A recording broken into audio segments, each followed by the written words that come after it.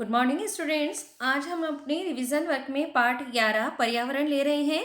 सबसे पहले हम लोग इसका पाठ परिचय पढ़ा देते हैं। पर्यावरण प्रदूषण विश्व को भयंकर और ज्वलन समस्या से घेरे हुए है। प्रस्तुत पाठ्यांश पर्यावरण को ध्यान में रखकर लिखा गया एक छोटा निबंध है। वर्तमान युग में प्रदूषित वातावरण मानव जीवन के लिए भयंकर अभिशाप बन गया है। नदियों का जल दूषित हो रहा है, वन वृक्ष विहीन होते जा रहे हैं और मिट्टी का कटाव बढ़ने से बाढ़ की समस्या बढ़ती जा रही है। कल कारखानों और वाहनों के धुएं से वायु विषैली हो रही है। वन्य प्राणियों की जातियां भी दिन पर दिन नष्ट हो रही है। वैज्ञानिकों के अनुसार वृक्षों और वनस्पतियों के अभाव में मनुष्यों के लिए जीवित रहना असंभव प्रतीत होता है।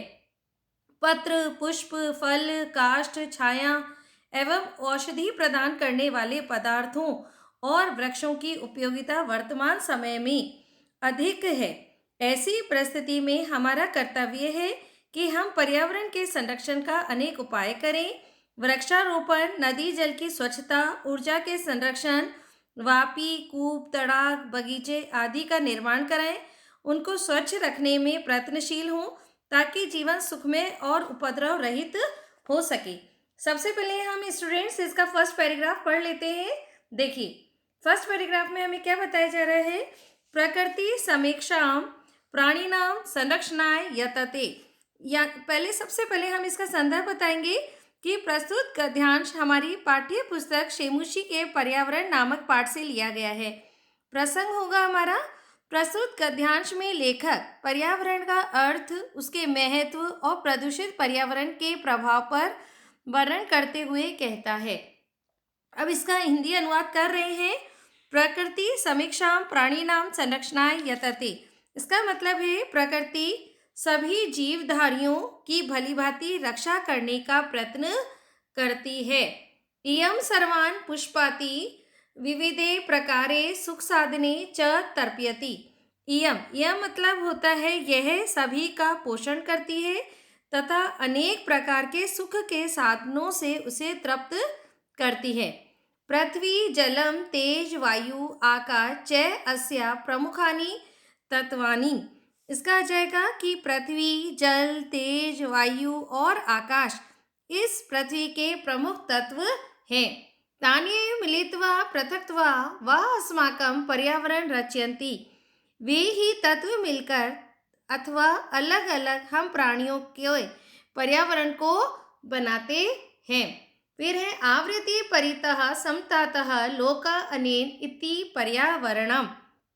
इसका आ जाएगा जिससे चारों ओर का यह सभी ओर से यह लोक चारों ओर से घिरा हुआ है। अनेन इति पर्यावरणम, और यही पर्यावरण है। यथा अजा शिशु मातृगर्भे सुरक्षित तिष्ठति। जिस प्रकार से बिना जन्म लिए हुए शिशु माँ के गर्भ में सुरक्षित रहता है तथे मानव पर्यावरण कुक्षुः, वैसे ही मनुष्य पर्यावरण के गर्भ में सुरक्षित रहता है। परिष्कृत प्रदूषण रहितं च पर्यावरणम असभ्यम सांसारिक जीवन सुखम सद्विचारम सत्य संकल्प मांगलिक सामग्री च प्रदाति।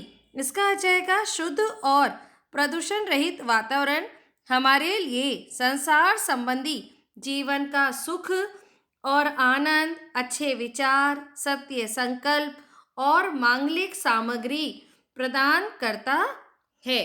फिर आ जाएगा प्रकृति कोपे आतंकितो जनम किम कृतुम प्रभवति। प्रकृति के कोप से भयभीत या डरा हुआ व्यक्ति क्या कर सकता है? जल प्लावने अग्निभ्ये भूकंपे वात्याचक्रे उल्कापातिश्च नेक्स्ट आ जाएगा संतप्त मानवस्य क्व मंगलम। यहाँ आ जाएगा बाढ़ों से, आग लगने के डर से, धरती के हिलने से, आंधी तूफान से तथा उल्कापात आदि से डरे हुए मनुष्य का कल्याण कैसे संभव हो सकता है? बच्चों, इस पैराग्राफ में हमने क्या बता रहे हैं कि जो प्रकृति है वह सभी तरीके से जीवधारियों की भली प्रकार से रक्षा करने का प्रयत्न करती है। वह सभी का पोषण करती है और उनके जीवन में आने वाले सुख के साधनों को पूरा करती है। जैसे पृथ्वी, जल, तेज, वायु, आकाश, ये पृथ्वी के प्रमुख तत्व हैं और यही तत्व मिलकर अलग अलग हम प्राणियों के पर्यावरण को बनाते हैं, जिससे चारों ओर सभी ओर से यह संसार घिरा हुआ है। यही हमारा पर्यावरण है। जैसे एक बच्चा जो होता है वह अपनी माँ के गर्भ में क्या होता है, सुरक्षा महसूस करता है, वैसे ही जो मनुष्य है वह पर्यावरण के गर्भ में सुरक्षित महसूस करता है। शुद्ध और प्रदूषण रहित वातावरण हमारे लिए संसार के जीवन का सुख है, आनंद है, अच्छे विचार हैं, अच्छे संकल्प है, अच्छे मांगलिक सामग्री है, ये सभी प्रदान करता है। प्रकृति के कोप से डरा हुआ व्यक्ति क्या कर सकता है? जैसे बाढ़ है, आग लगने के डर से है, धरती के हिलने से है, आंधी तूफान से है, उल्कापात से है, मनुष्य का कल्याण कैसे संभव हो सकता है? इसी के साथ हम लोग अपना सेकंड पैराग्राफ पढ़ रहे हैं। देखिए, अतः एव अस्माभि प्रकृति रक्षणीया। यहाँ पहले इसमें भी हम सबसे पहले क्या बताएंगे, संदर्भ बताएंगे कि यह गद्यांश हमारी पाठ्य पुस्तक शेमुशी के पर्यावरणम नामक पाठ से लिया गया है। प्रसंग में बताएंगे, इस गद्यांश में लेखक प्राचीन काल की स्थिति को प्रस्तुत कर मानव के वनों और प्रकृति के योगदान का वर्णन करता है, क्योंकि प्रकृति ही हमारे दैनिक प्रयोग की वस्तुएं प्रदान करती है।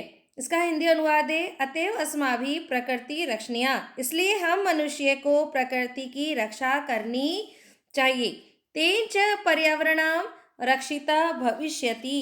इसका आ जाएगा कि उस प्रकृति के रक्षा करने से ही पर्यावरण सुरक्षित रहता है। प्राचीन काले लोकमंगलाशासिना ऋषयो निवसन्ति स्म। प्राचीन काल में जनता के कल्याण को चाहने वाले ऋषि जन वन में ही निवास करते थे।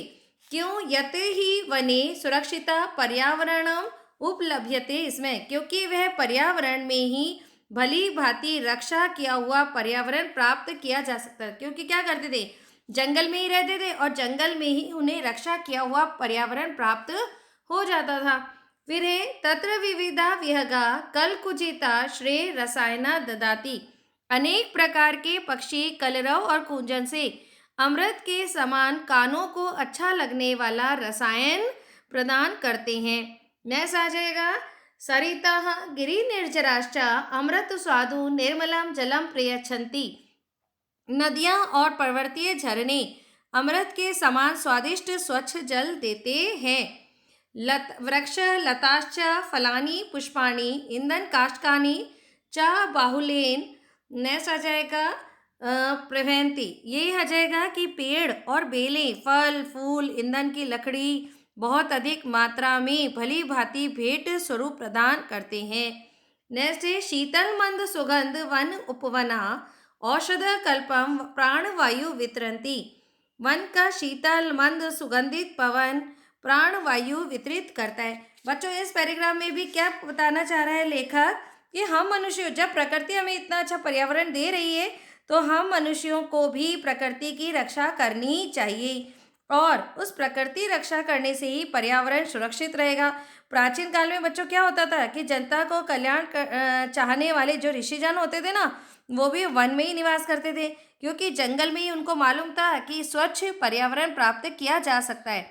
अनेक प्रकार के पक्षी अपने कलरव से कूजन से अमृत के समान कानों को अच्छा लगने वाला रसायन पैदा करते हैं। नदियाँ और झरने होते हैं, वह अमृत के समान स्वादिष्ट स्वच्छ जल देते हैं। पेड़ हैं, बेल हैं, फल फूल ईंधन की लकड़ी बहुत अधिक मात्रा में भी हमें किससे प्राप्त होता है, जंगल से प्राप्त होता है, वन से प्राप्त होता है। वन का शीतल मंद सुगंधित पवन भी प्राणवायु फैलाता है। इस प्रकार स्टूडेंट, जो हमने आज ये पर्यावरण पाठ का फर्स्ट और सेकंड पैराग्राफ पढ़ाया है, इस क्लास को आज बहुत अच्छे से समझेंगे। Okay student, thank you.